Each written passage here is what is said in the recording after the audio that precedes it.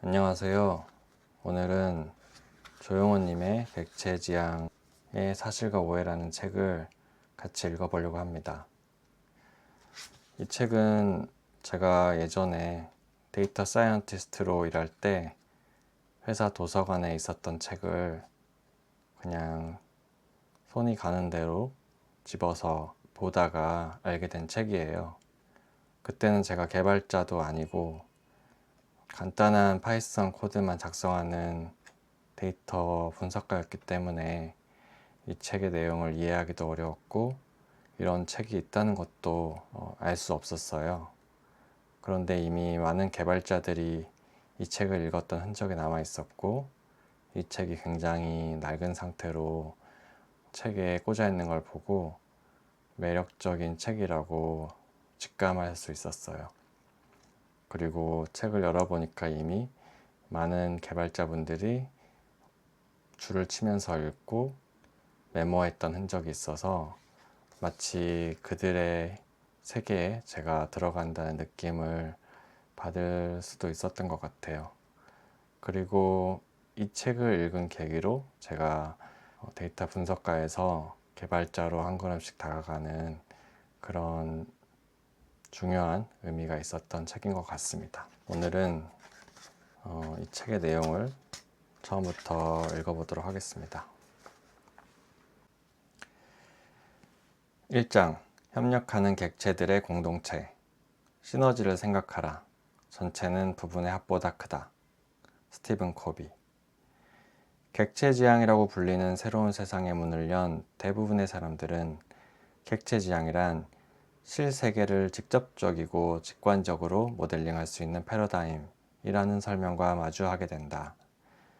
이런 식의 설명이 전달하고자 하는 핵심은 객체지향 프로그래밍이란 현실 속에 존재하는 사물을 최대한 유사하게 모방해 소프트웨어 내부로 옮겨오는 작업이기 때문에 그 결과물인 객체지향 소프트웨어는 실세계의 투영이며 객체란 현실 세계에 존재하는 사물에 대한 추상화라는 것이다. 아쉽게도 실세계의 모방이라는 개념은 객체지향의 기반을 이루는 철학적인 개념을 설명하는 데는 적합하지만 유연하고 실용적인 관점에서 객체지향 분석, 설계를 설명하기에는 적합하지 않다. 애플리케이션을 개발하면서 객체에 직접적으로 대응되는 실세계의 사물을 발견할 확률은 그다지 높지 않다. 비록 그런 객체가 존재한다고 하더라도 객체와 사물 간의 개념적 거리는 유사성을 찾기 어려울 정도로 매우 먼 것이 일반적이다. 심지어 소프트웨어가 반영해야 하는 객관적인 실세계가 존재한다는 아이디어조차도 논란의 여지가 있는 철학적 근거를 기반으로 한다. 노련한 객체지향 전문가들은 본능적으로 이런 사실을 인지하고 있다. 대다수의 개발자들은 객체지향 애플리케이션이 실세계를 모방해야 한다는 설명을 전혀 납득하지 못한다. 방화벽이 화재의 화산을 막는 것이 아니라 네트워크 침입을 막는다고 해서 문제될 것이 있을까? 실세계의 방화벽이 건물과 연관돼 있다고 해서 네트워크 방화벽이 건물과 연관될 필요가 있는가? 비유의 적절성을 떠나 소프트웨어 방화벽과 건물의 방화벽 사이의 의미적 거리만큼이나 소프트웨어 객체와 실세계 사물 사이에 존재하는 연관성은 희미하다. 객체지향의 목표는 실세계를 모방하는 것이 아니다. 오히려 새로운 세계를 창조하는 것이다. 소프트웨어 개발자의 역할은 단순히 실세계를 소프트웨어 안으로 옮겨 담은 것이 아니라 고객과 사용자를 만족시킬 수 있는 신세계를 창조하는 것이다. 버틀란트 마이어는 소프트웨어 시스템이 해결하려고 하는 실제는 잘 해봐야 먼 친척밖에는 되지 않는다는 말로 소프트웨어 세계와 실세계 사이의 거리를 잘 표현하고 있다. 실세계의 모방이라는 개념이 비현실적임에도 여전히 많은 사람들이 실세계 객체와 소프트웨어 객체 간의 대응이라는 과거의 유산을 반복적으로 재생산하는 이유는 뭘까? 그것은 실세계에 대한 비유가 객체지향의 다양한 측면을 이해하고 학습하는 데 매우 효과적이기 때문이다. 객체를 스스로 생각하고 스스로 결정하는 현실 세계의 생명체에 비유하는 것은 상태와 행위를 캡슐화하는 소프트웨어 객체의 자율성을 설명하는 데 효과적이다. 현실 세계의 사람들이 암묵적인 약속과 명시적인 계약을 기반으로 협력하며 목표를 달성해 나가는 과정은 메시지를 주고받으며 공동의 목표를 달성하기 위해 협력하는 객체들의 관계를 설명하는 데 적합하다. 실세계의 사물을 기반으로 소프트웨어 객체를 식별하고 구현까지 이어나간다는 개념은 객체 지향 설계의 핵심 사상인 연결 완전성을 설명하는 데 적합한 틀을 제공한다. 실세계의 모방이라는 객체 지향의 개념은 훌륭한 프로그램을 설계하고 구현하는 실무적인 관점에서는 부적합하지만 객체 지향이란 용어에 담긴 기본 사상을 이해하고 학습하는 데는 매우 효과적이다. 객체 지향을 설명하는 많은 책과 문서들이 오해의 여지가 있다는 사실을 잘 알고 있음에도 실세계의 모방이라는 개념을 쉽게 포기하지 못하는 이유가 여기에 있다. 이번 장에서는 객체 지향에 관한 기본적인 내용을 설명하기 위해 잠시 동안만 실세계의 모방이라는 과거의 인습에 얽매일 예정이다. 먼저 소프트웨어 객체란 실세계 사물의 모방이라는 전통적인 관점에서 객체 지향의 다양한 개념을 설명하기로 한다. 비록 전통적인 관점이 문제 해결 방법으로서의 실용성 측면에서는 의심스럽다 하더라도 객체 지향이라는 세계를 이해하는 데는 도움이 될 것이다. 협력하는 사람들. 커피 공화국의 아침. 샐러리맨들이 매일 아침 달콤한 늦잠의 유혹을 물리치며 어딘가로 무거운 발걸음을 향하는 이유는 그곳에 회사가 있기 때문이다. 만원 버스에 몸을 실은 채 주위를 둘러보면 잠이 덜 깬 부스스한 얼굴과 초점 없는 눈동자들이 버스 안의 공기를 무겁게 짓누른다. 덜컹거리는 버스 속에서 사람과 부대끼며 겨우 정거장에 도착하고 나면 출근 시간에 늦지 않기 위해 종종 걸음으로 바삐 걸어가는 인파의 홍수 속에 묻히고 만다. 사무실에 도착해서 컴퓨터의 모니터에 전원을 켜면 어제와 비슷한 또 하나의 하루가 시작된다는 사실이 가슴 한편에 아려오지만 그렇다고 해서 회사를 그만두고 딱히 다른 일을 할 엄두도 나지 않는다. 다람쥐 쳇바퀴 같은 지루한 일상에 한 가지 위안이 있다면 매일 아침 회사 카페테리아에 들러 따뜻한 아메리카노를 마시는 일이다. 커피 특유의 씁쓸함이 초라한 현실 속에 내 모습을 비추는 것 같아 서글프기도 하지만 한편으로는 혀끝을 감싸고 도는 그 알싸한 맛이 쓰디쓴 일상을 어루만져 주는 것 같은 느낌에 매일 아침 카페테리아로 발걸음을 향할 수밖에 없는 것이다. 카페테리아 앞에 길게 늘어선 줄 속에 몸을 맡긴 채 이런저런 생각을 하다 보니 주문할 차례가 다가왔다. 주문대에 다가서자 캐시어가 얼굴에 미소를 머금은 채 반갑게 맞아주었다. 안녕하세요. 어떤 걸로 주문하시겠어요? 환하게 웃는 얼굴을 보니 안개처럼 짙게 드리워져 있던 우울함의 농담이 조금은 옅어지는 것 같았다. 따뜻한 아메리카노 주세요. 사이즈는 레귤러로 드릴까요? 예, 레귤러 사이즈로 주세요. 감사합니다. 금액 결제 부탁드릴게요. 사원증으로 금액을 결제하고 캐시어로부터 영수증과 진동배를 받은 후 주문대를 빠져나왔다. 오전 이 시간에는 워낙 카페테리아를 방문하는 직원들이 많아 커피가 준비될 때까지 조금 기다려야 한다. 지루한 시간을 때울 만한 일이 없어 주위를 두리번거리다 주문을 받는 캐시어의 모습이 눈에 들어왔다. 캐시어는 여전히 유쾌한 미소를 띠며 주문을 받고 있었다. 내가 서 있는 자리에서는 손님과 주고받는 대화가 잘 들리지는 않지만 음료의 종류와 사이즈를 물어보는 일상적인 질문과 답변을 주고받는 듯 했다.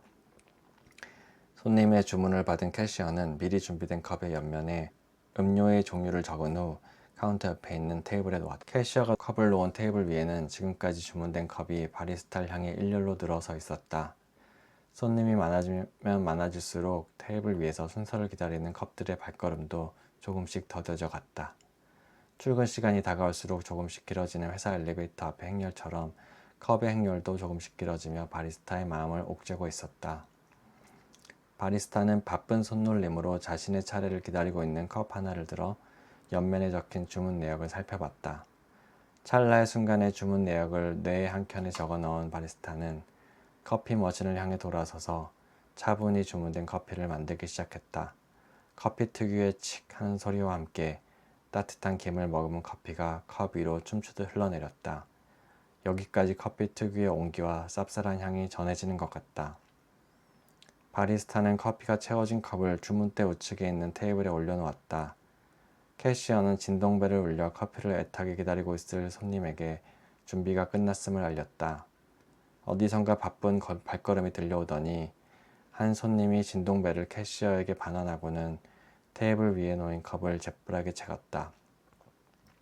아침 시간의 카페테리아는 항상 부족한 카페인을 채우려는 손님들의 아우성과 손님들이 마실 카페인을 제공하기 위해 바삐 움직이는 캐시어와 바리스타의 열정으로 가득 찬다.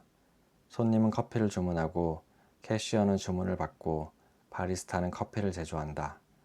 바리스타의 제조가 끝난 커피는 다시 캐시어에게 전달되고 캐시어는 킁한 눈으로 카페인을 기다리고 있는 손님에게 커피가 준비되었다는 반가운 소식을 알린다.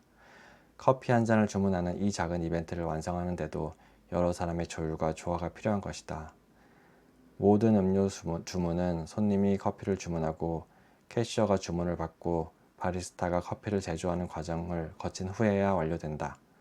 커피를 주문하고 제조하는 과정은 역할, 책임, 협력이라는 사람의 일상 속에 항상 스며들어 있는 이 세 가지 개념이 한데 어울려 조화를 이루며 만들어낸 것이다. 감미로운 커피 맛을 음미하며 만족스럽게 자신의 자리로 돌아가는 모든 과정 속에는 손님, 캐시어, 바리스타 사이에 암묵적인 협력 관계가 존재한다. 따뜻한 커피와 함께할 수 있는 소박한 아침 시간의 여유를 누릴 수 있는 이유는 커피를 주문하는 손님, 주문을 받는 캐시어, 커피를 제조하는 바리스타라는 역할이 존재하기 때문이다. 손님, 캐시어, 바리스타는 주문한 커피를 손님에게 제공하기 위해 협력하는 과정에서 자신이 맡은 바 책임을 다한다. 손님은 카페인을 채우기 위해 커피를 주문할 책임을 수행한다. 캐시어는 손님의 주문을 받는 책임을 성실히 수행한다. 바리스타는 주문된 커피를 제조하는 책임을 수행한다. 커피 주문이라는 협력에 참여하는 모든 사람들은 커피가 정확히 주문되고 주문된 커피가 손님에게 정확하게 전달될 수 있도록 맡은 바 역할과 책임을 다하고 있는 것이다. 역할, 책임, 협력은 우리가 삶을 영위하기 위해 다른 사람들과 접촉하는 모든 곳에 존재한다. 덜컹거리는 차를 정비하기 위해 들른 정비소에도, 줄인 배를 채우기 위해 들어간 식당에서도, 소프트웨어 개발 프로젝트가 진행되는 곳에서도, 사람이 사는 곳이라면 어디서나 역할, 책임, 협력이 존재한다. 때마침 손 안에 쥐고 있던 진동벨이 울렸다. 손 안을 흔드는 진동벨의 묵직한 느낌을 보니 캐시어가 커피가 준비됐다는 사실을 손님에게 알리는 책임을 성실히 수행한 모양이다. 이제 손님이라는 역할을 끝낼 때가 왔다. 제조된 커피를 받아들고 일자리로 돌아가는 것으로 손님으로서의 책임을 완수할 생각이다. 커피를 받아들고 엘리베이터에 타고 나면 커피 주문이라고 불리는 협력 관계는 깔끔하게 마무리될 것이다. 마지막으로 좋은 소식을 전할 수 있어 기쁘다. 여러분은 객체 지향에서 가장 중요한 개념 세 가지를 이미 이해했다는 점이다. 그것은 바로 역할, 책임, 협력이다.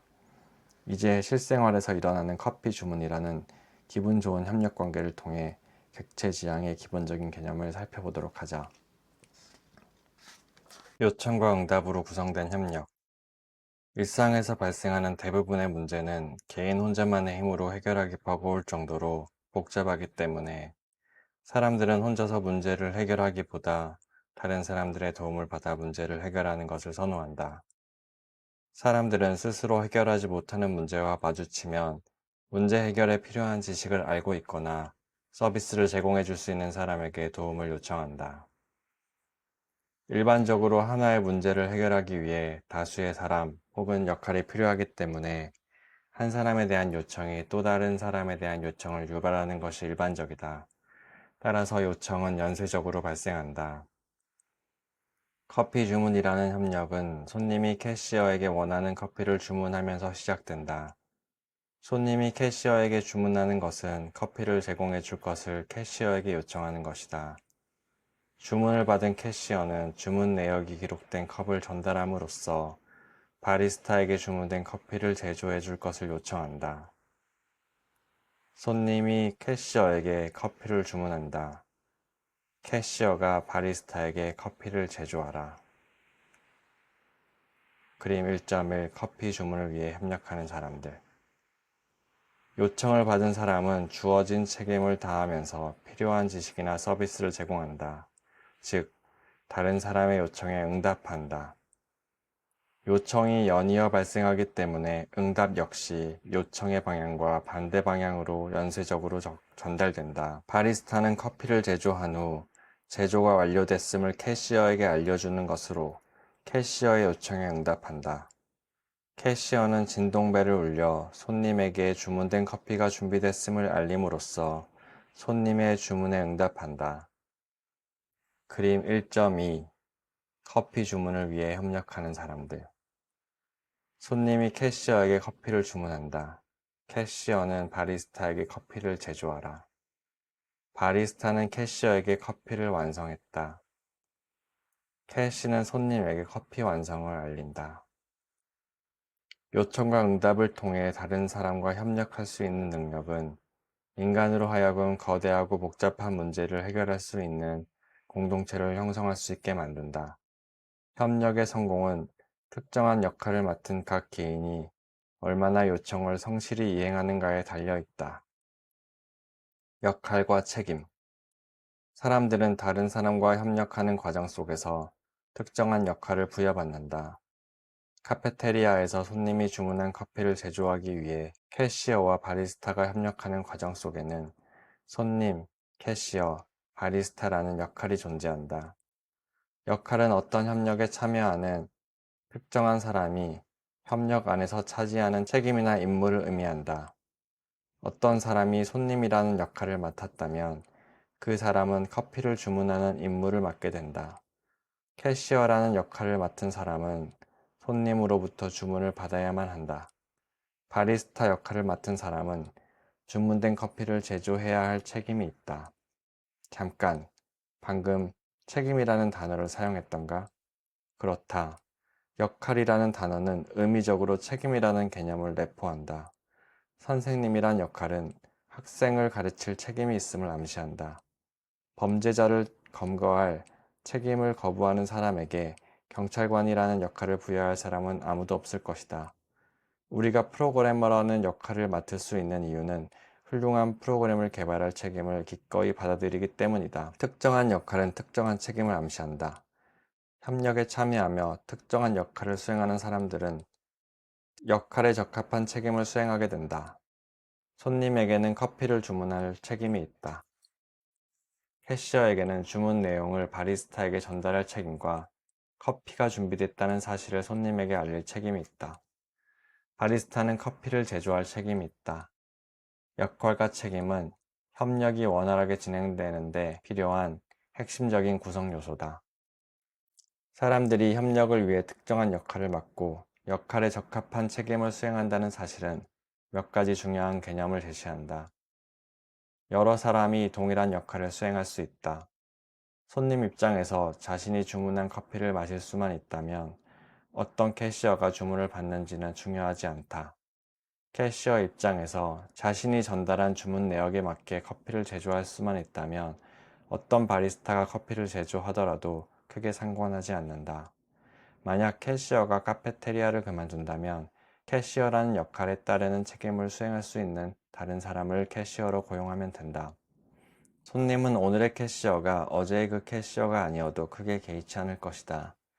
결국 손님 입장에서는 캐시어가 주문을 받고 커피가 완성됐다는 사실을 통보하는 책임을 성실히 이행할 수만 있다면 그만이다. 역할은 대체 가능성을 의미한다. 손님 입장에서 캐시어는 대체 가능하다. 좀 더 정확하게 말하면 두 명이 동일한 역할을 수행할 수 있다면 요청자 입장에서 둘 중 어떤 사람이 역할을 수행하더라도 문제가 되지 않는다. 책임을 수행하는 방법은 자율적으로 선택할 수 있다.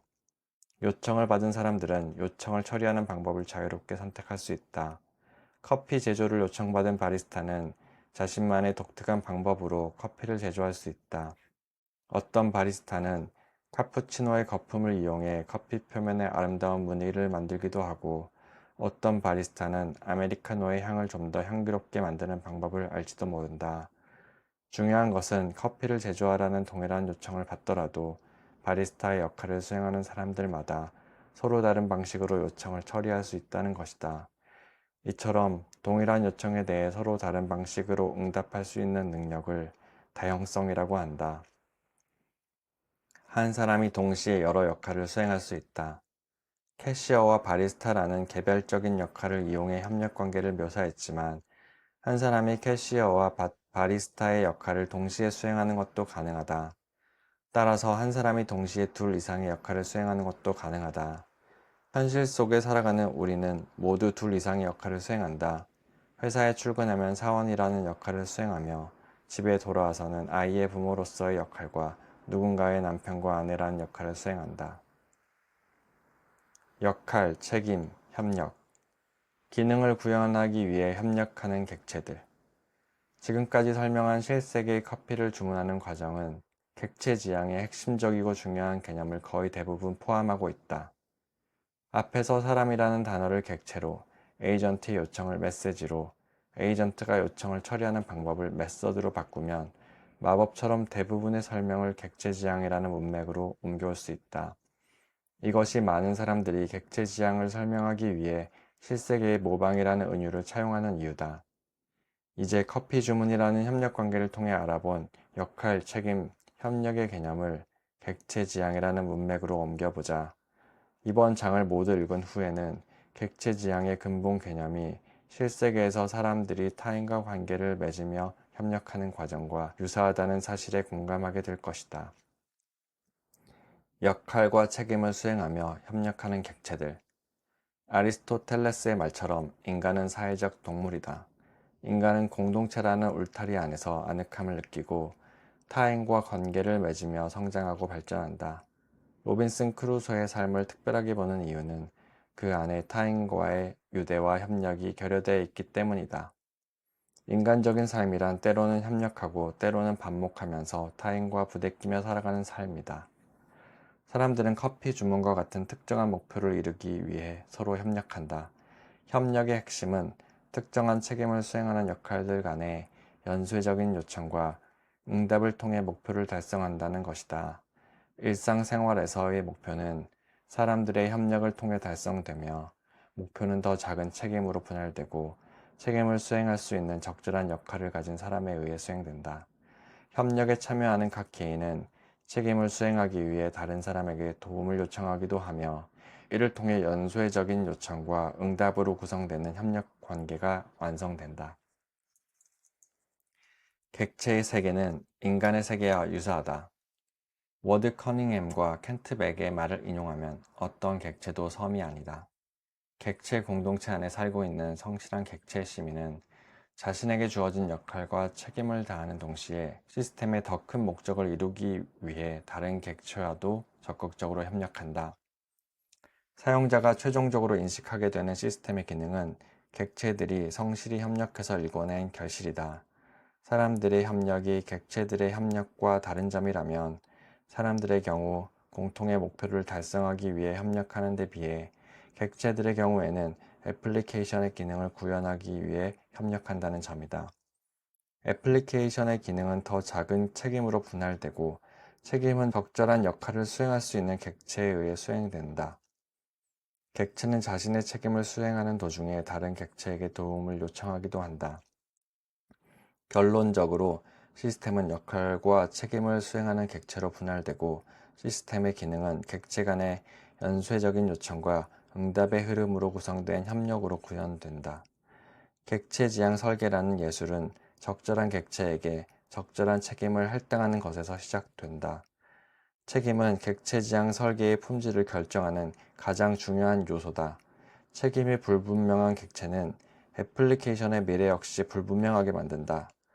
얼마나 적절한 책임을 선택하느냐가 애플리케이션의 아름다움을 결정한다. 역할은 커피 주문에 참여하는 캐시어나 바리스타와 같이 협력에 참여하는 객체에 대한 일종의 페르소나다. 역할은 관련성 높은 책임의 집합이다. 객체 지향의 역할은 사람과 유사하게 다음의 특징을 지닌다. 여러 객체가 동일한 역할을 수행할 수 있다. 역할은 대체 가능성을 의미한다. 각 객체는 책임을 수행하는 방법을 자율적으로 선택할 수 있다. 하나의 객체가 동시에 여러 역할을 수행할 수 있다. 객체 지향 프로그래밍에 경험이 많은 사람들조차 역할의 중요성을 간과하곤 한다. 역할은 유연하고 재사용 가능한 협력 관계를 구축하는 데 중요한 설계 요소다. 대체 가능한 역할과 책임은 객체 지향 패러다임에 중요한 기반을 제공하는 다양성과도 깊이 연관돼 있다.